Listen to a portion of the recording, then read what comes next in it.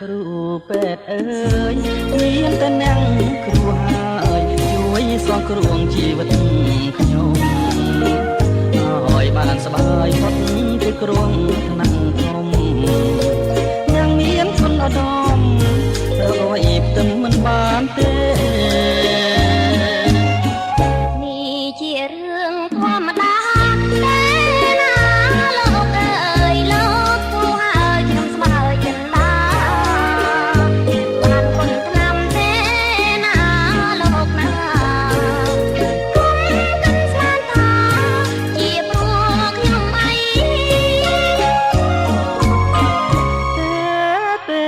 នឹងនាងគឺចានេះបិទពីដួងឬទេសូមផងអ្នកនាងជួយឲ្យខ្ញុំជាព្រមទាំងថ្នាំពេទ្យទៀតផងណាថ្លៃទើបខ្ញុំសប្បាយហើយពីរោគីសូមលាសិនហើយអូអ្នកគ្រូពេទ្យអើយកុំអើអញ្ជើញទៅណាមានអ្នកនាងទេខ្ញុំនេះប្រកបជាឈឺវិញទៀតហើយ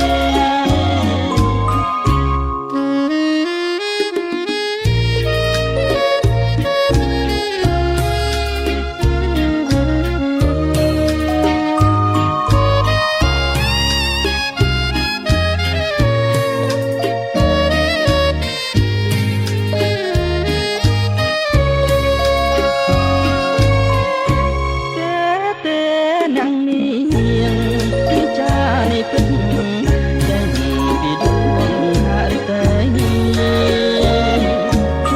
សូមអរអ្នកនាងជួយឲ្យខ្ញុំជាព្រមទាំងថ្នាំពេទ្យទៀតផងណាថ្លៃទើបខ្ញុំសប្បាយហើយពីរោគីសូមលាសិនហើយអូអ្នកគ្រូពេទ្យ